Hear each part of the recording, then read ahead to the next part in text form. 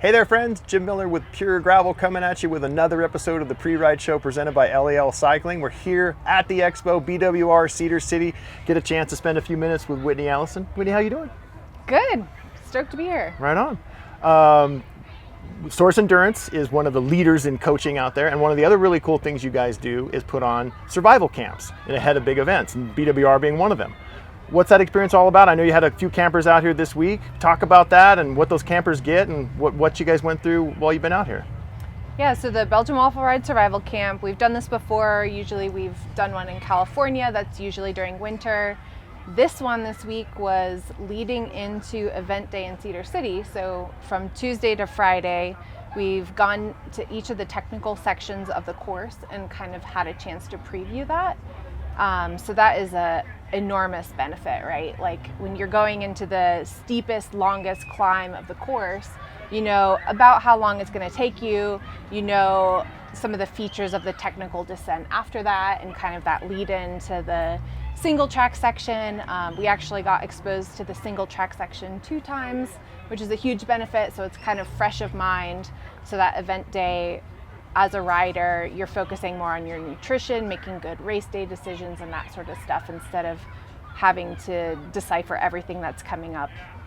It's got to be great too for, I think, some of the people that are getting into the sport new, may not have the familiarity of mountain bike to fall back on, and certainly may not have ever been to that area before, right? So we're able to get them out there and expose them to that. Yeah, it's like a binge skill session. Yeah, but normally this is more of like a recon camp. You guys normally do a proper training camp before the San Diego event.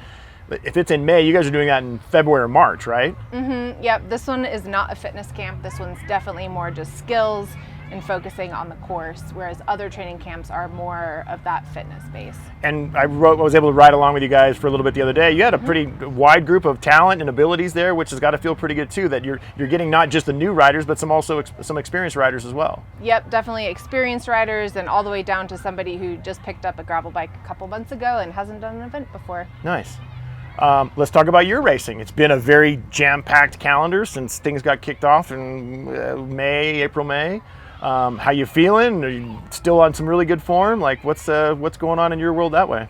This is probably my last event. I'm gonna head up to Boise next weekend and do another small event there, but I think that my brain is ready for a break after this. Yeah. Try to enjoy some more stuff in the fall and kind of regroup and reset, and kind of hope next year with the pandemic that we get to have like a little bit longer of a season, but maybe not quite as compact, because it's really hard mentally and it's really hard physically to maintain that stress on the body for so long. Well, especially too when that's not your only deal. You've got a successful coaching business and everything else you got to run and things like that. You can't maybe just primarily focus on race, recover, race, train, recover sort of process. Yeah, Zach and I run some other camps in Fort Collins through our business bike sports. We have Foco Fondo. We have all these other things that are going on that. How was the Foco Fondo this year?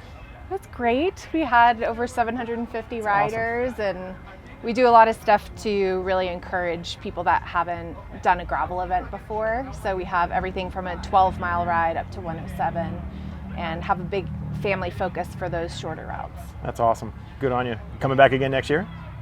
Yeah. Great. Yeah. Big bomb got dropped the other day. UCI says the long-awaited announcement that they're going to come in and have a gravel world championships. Not a lot of details yet, but any perspectives on that you have as a professional racer, and kind of look at it and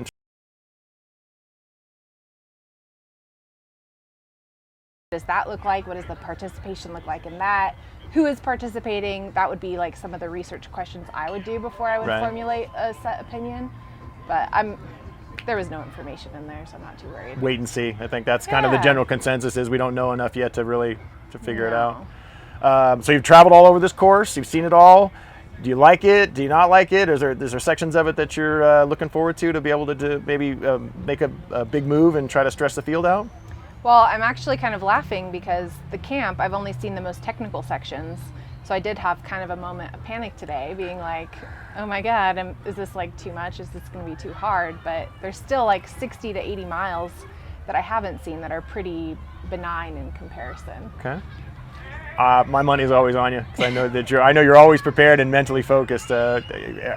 my sense of every time I'm around you is that you're just so driven and knowledgeable of your own abilities that you're always going to do really well and put your best self out there. So, well, I'm definitely going to try to take advantage of living at a similar altitude. Yeah. I'll put it that way.